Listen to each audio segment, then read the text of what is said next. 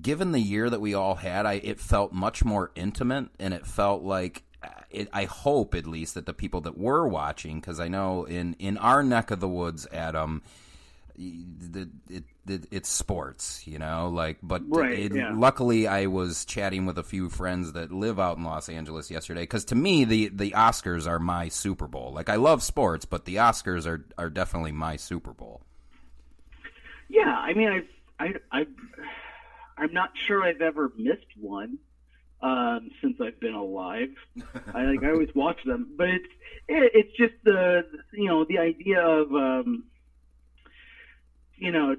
Bong Joon-ho said, like, when he was out promoting Parasite, and they asked about the Oscars, he's like, oh, they're very local, yes. We lose that perspective, but also just nothing will highlight the folly of awarding art, like considering Green Book to be the best picture of that year. Right. Like, Jack Nicholson, like, I don't know, like, if you've watched, like, the expression he had when he said Crash, like, even he couldn't. He was like, I don't know what this is. So, but it's also, I mean, yeah, I grew up in kind of the Midwest and the South, so sports are, part of my DNA. College basketball is in my blood. And it's the same thing. People, one of my favorite things about the tournament in March is watching little old ladies in their pearls get viciously angry at a state. Right. Just like somebody's grandma telling Missouri to go F itself because they happen to be playing her rooting interest. Like, nothing highlights the absurdity of our universe like watching tribalism in action. Right. That's so right. I can't for the life of me. I have tried around here, I want to say 5 of the last 10 years, I've tried to, rally the troops. Hey, come over for Oscar Sunday. Not a once has it gone through. Not a once. They're just like, man. And then the argument I always get, well, it's like, I really like movies, but the Oscars are so political, and it's just kind of like, well, it's only as political as you make it to yourself, Like, I thought that also, like, a person is being rewarded for an exceptional bit of doing their job, and you want, like, so it's a moment for them, and you want them to take their moment for them and accommodate your thinking. Right. How would you feel if you were being given Employee of the Year and somebody's like, by the way, can you please talk about how it's Samantha's daughter's 3rd birthday? Like, no one gives a shit about your daughter, Samantha. Let me give a speech. Yeah, fuck Samantha. Like, that's not what we're here for. I did find myself thinking quite often as the awards went on yesterday, like, look, I mentioned it on one of the previous shows, like, I consider, if we were talking in terms of fight weight classes, because, sports are both in our DNA, I consider a Ghost Weight's like the lightweight champion, and, you think that Nomadland or Judas and the Black Messiah, those are the heavyweights.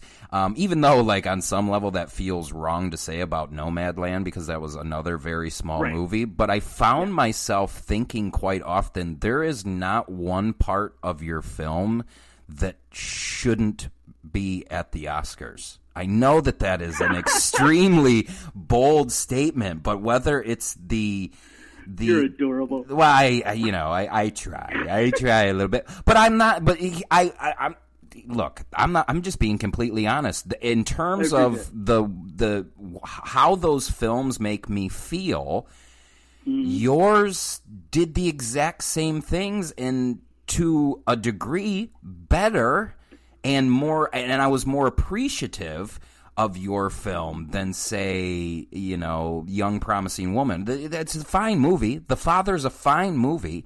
Sound of Metal was really good, but your movie, for whatever reason, hit me a little harder on the same levels that those movies did. And I think that's why I do bring it up. Like, I truly believe, like, this is I don't know that I believe in fate or whatever. We don't need to get into that. But, like, it does seem very odd to me that I'm discussing one of my favorite movies the day after the Oscars. It does, and I do want you to like hear me and believe me when I say that, because I don't see, in terms of that emotional hit, I don't know what's going to take the spot away from A Ghost Waits for me this year. I really don't. Thank you very much. That's very nice, and I don't want to take your read from you. I appreciate that.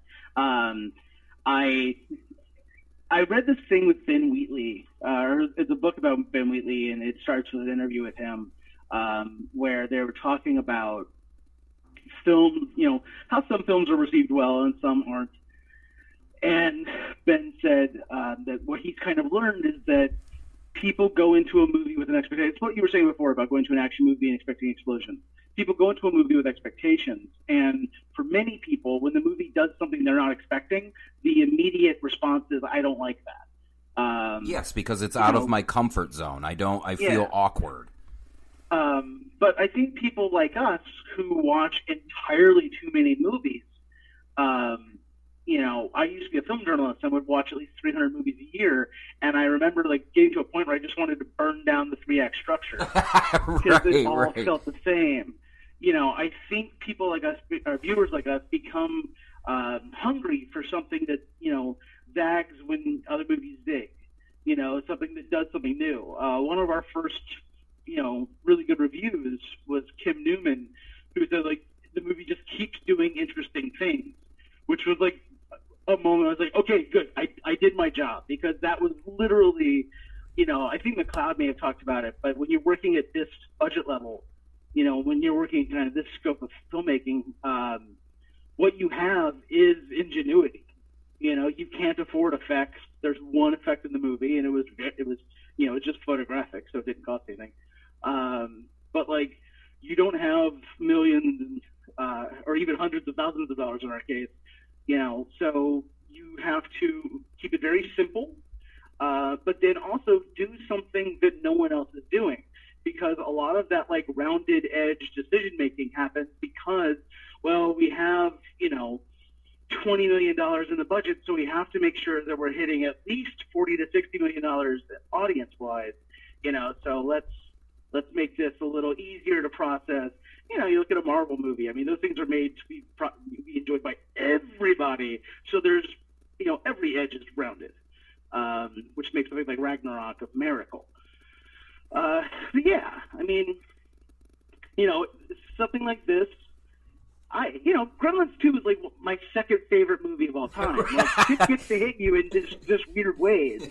I tell people all the time, the older I get, the more I like Gremlins 2 over Gremlins 1, and everybody's just like, you're out of your mind. I was like, no, man, I feel like on some level Gremlins 2 is kind of what Gremlins 1 should have been to an extent, but like you were just talking about, you had to have a traditional 3-act structure, and it has to be and we broke some barriers with the second one. I find that extremely fascinating, what you said about how seasoned viewers like us, we are longing for a kind of a different approach, and I sometimes forget that when I'm talking to the audience on the show, because I do realize when you are averaging anywhere from 200 to 300 movies a year, you're just you're receiving that information completely different than I saw 10 movies this year, and that's actually a lot for a normal person. Yeah. Although I will say, we did a friends and family screening one time, and somebody one of the that came to it, sees maybe 10 movies a year. I mean, definitely less than that in the theater. But because they got kids, right. and they loved it, and it was just one of those things where it's okay, this isn't just for film wonks, people. This is for everybody who kind of lets it into their heart. And that's kind of why I wanted to see. And I don't begrudge anybody who doesn't.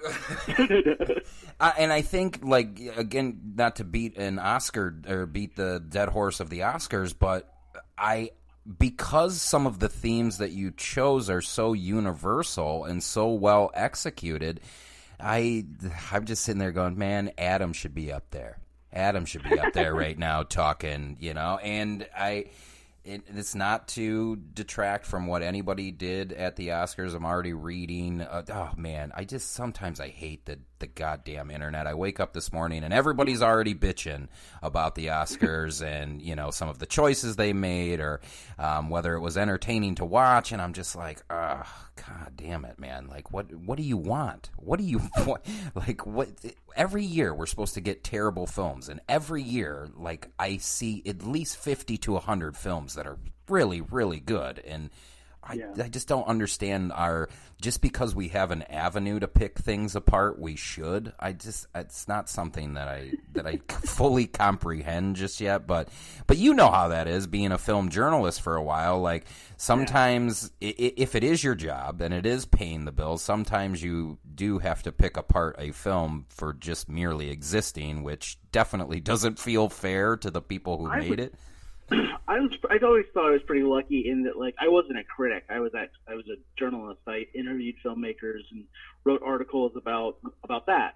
So I felt like my job was that you should be able to read the article and not know how I felt about the movie. I did have to. I did review a few movies, and I just don't have thoughts about everything that I see. I mean, sometimes you see a movie and you're just like, yep, that happens. Okay. I don't know what you want. I remember one time I reviewed the third Twilight movie, and I ended up reviewing the experience of watching it because I'd gone to opening night, and it was this, like, insane event in Burbank, California. And, like, all these people were, like, dressed up, and they were playing games, and there was so much excitement. And I wrote, like, movies are always where I went to feel less alone, and, like, this was the only time movies made me feel more alone because I was surrounded by people and I had no idea what they were talking about. I can imagine. Actually, not everybody has. We share differences in terms of what we think vampires and werewolves should be. I'm just curious if you've seen my favorite vampire film of all time. Probably, Let the Right One In, the Danish version, or the Swedish version, but also Thirst. Nobody seems to have known of Thirst. Park Chan-wook? Yes. Yes. Oh my God, I love Thirst. Yes, dude. It is, like, to me, that may be one of the most original vampire flicks ever made, dude. So uncomfortable and just very South Korean weird because they don't. I always say that Asian filmmakers don't give a shit about your feelings. They don't care. They are going to. I love their. Oh, they give a shit. They just want you to feel all of them at 11. I remember talking to a gentleman from Singapore, and he's just like, yeah, man, like, I mean, I can't, when we're doing a film, I can't think of the Western audience. Like, I can only think of what, I fucking love Thirst, but it just, I can't imagine what that experience would be to see the third Twilight. Me being the movie fanatic that I am, I haven't seen any of them, and I told myself that I would watch them just for pure, so you're up with pop culture and you know what's going on, that sort of thing, and I just never got around to it. And there's no hate there. Like, I think anyone who has the opportunity to make the film, and that can go from an extra to a PA to whatever, just the mere fact that you're working on a film and getting something made, I think there needs to be more appreciation in that, instead of, we just live in a time now where it's like we kind of poo-poo all the hard work that somebody did on, even, like, because making a film is hard. Making a big film is really, really hard. Yeah, I have a friend of mine has directed a few really big movies, and I remember asking him about it. He he's just like, he's like, sometimes you're just a babysitter. Like, there's all these people, and maybe, early on they feel like the prospects of the film aren't good, and you still have to finish it. It's like, it's the least romantic thing in the world of just like, well, we're all here and we're all getting paid. So, Mr. Stovall, Mr. Adam, what was it? Because I am always fascinated by these questions, and I always like to do this the first time around. That way, if you